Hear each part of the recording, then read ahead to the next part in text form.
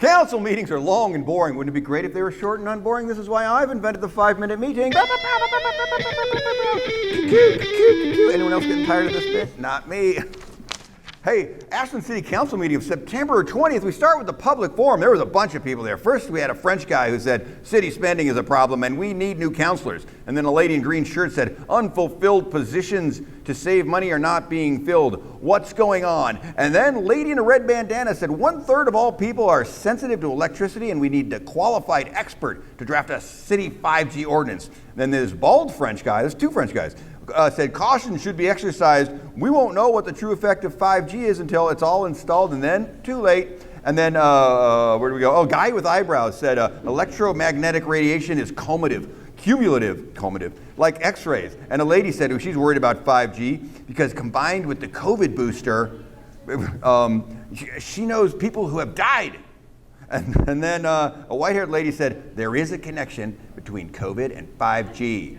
Okay, and then a lady in a turtleneck said, lead paint, tobacco, opioids, these were mistakes that the government made, so let's not make that same mistake with 5G. And a lady in cat-eyed glasses says, I've been poisoned by smart meters, and I was suicidal. And then Wildfire Safety Commission annual report, the commission chair said, our volunteers did 145 fire-wise assessments, while the fire department only had time to do 33 that year. So so we're great. And we're picking up the slack for those fire guys. And then, we have a fire-resistant landscaping working group, and we did fire-wise leader surveys, and we are losing volunteers, so we need to train more. And then the city manager report. Oh, apparently we have an odor on the first floor of City Hall, so that got shut down and evacuated that day. And then the utility staff is low. And the December 19th recognition of staff event. I don't know what that is. It should also include recognition of commissioners. So that's interesting, maybe. I don't know. And then a resolution to approve the public art sculpture for the Say Their Names Memorial, crystallizing our call. The former chairman of the Art Commission said, I hope this is a springboard for future art projects. And the short lady on Zoom, you can even tell she was short on Zoom. The work that BIPOC and the Arts Commission do is important. And then Art Commission chair, he actually was zoned out a little bit. He was a little dry, but then came the artist Micah Blacklight showed up, and holy cow, he talked about the purpose, the intent, the importance of his sculpture, and honestly, it was very much like going to church. He preached to community and inclusion and race and healing. It was actually pretty powerful stuff. He's a pretty good guy. And then, so this one goes, the Public Art Commission is fantastic. And this one said, "Hell, we need this connection. Our community rolled through some bumps on the road." And then this one said, she goes, "Oh, this is what black folks need, a place to gather, and I'm so proud." And it was all approved. And then this one called like a 5-minute break because half the room was literally in tears. It was pretty nice actually. And then the resolution creating advisory committees. The wildfire committee chair said the volunteer work commissioners do is much more valuable than the expense of staff time in the big picture. So making committees ad hoc diminishes their input. And then the city manager said, here's an org chart about commissions. And there was no org chart publicly shown on the screen, so his presentation didn't make any sense without all the graphs.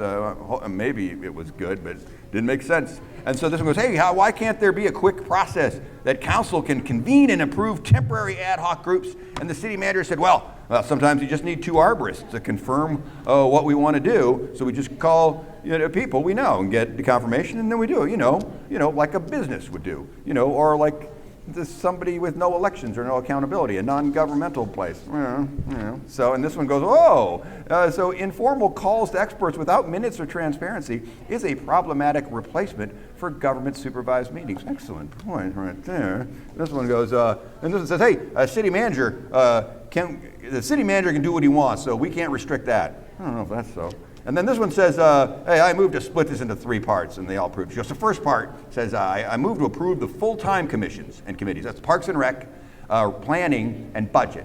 Okay, those are real commissions that are going to keep 100% full-time. This one goes, let's allow 2 student members to vote. And the city manager goes, if you do that, you got to add 2 voting members to every committee. And I'm not certain if that was approved or how that ended up, but that was all approved. And then, we go to the second part. The study advisory committees. These have members appointed by the mayor and council, and it is climate, historic, housing, art, social equity, and racial justice. And this one says, here she is, she goes, she says, oh yeah, I would like to add 6 new climate things, all that. And I think they added those things. And then this one says, I move to approve, and it was all approved. And then the third part, management advisory committees. It's the lowest of committees, I guess, called together by staff whenever they are needed, like Batman. And then it's the airport, city band, SDC, tree and forest lands, wildfire safety, and the art committees. And so Wildfire Guy says, we want all members of the Forest Lands and Wildfire Commission to continue to stay in this working group because it's less formal as a management committee and it's to make us more efficient, AKA we don't have to do minutes and we're not as responsible to other people, which is, I get them, I get that. And then she says, we also have to reconsider the Transportation Commission as well. That was all approved. And then the TAP wine proposal master plan. So this is where he goes, hey, when are we getting the price estimate to bump our tap supply, that's the water from Medford through Talent at Phoenix, Ashland, right there, from 2.1 million gallons that we're getting today up to 3 million gallons, which is what we could possibly get. And the public works guy goes, well, we're waiting on Talent and Phoenix and reservoir inspections. I figure we're going to find out we're going to know by 2024. That's right. They're not going to do the work that's going to be done in 2024. It's 2 years from now just to get a price estimate on boosting our water supply. So God, I hope I'm not getting that right.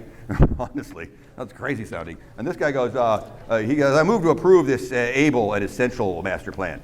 Able and essential of that. And then this one goes, this is such an important master plan, so important. And this one goes, man, important? You better believe it, important. Are they all approved? And then the water revenue bond authorization, the public works guy says, this is required by the EPA. We need to apply for and create funding for a bond, create the funding for a bond for the new water treatment plant. And that isn't being designed. It's being designed now. The water treatment plant is being designed right now, but it hasn't been approved to build, by the way. So, we need to approve, according to the EPA, an application for funding. It's a process thing. And so then everyone talked about financing and grant applications for the project itself with lots of smart-sounding questions. And then this one goes, well, will all these loans and grants increase utility rates? And the public works guy goes, we're going to be looking at that, of course, in this study, but yeah, it's pretty likely rates are going to be going up. And then this one goes, but we're just approving right now that you create a financial plan. That's basically this bond application financial plan.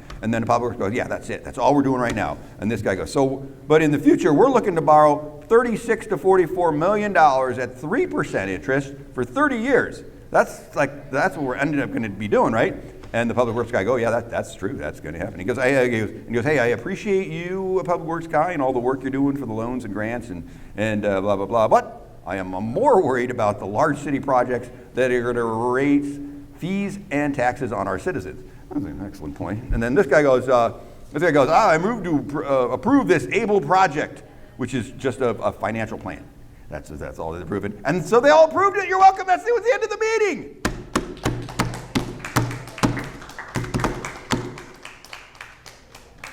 Not terrible, honestly, as far as the government goes. They did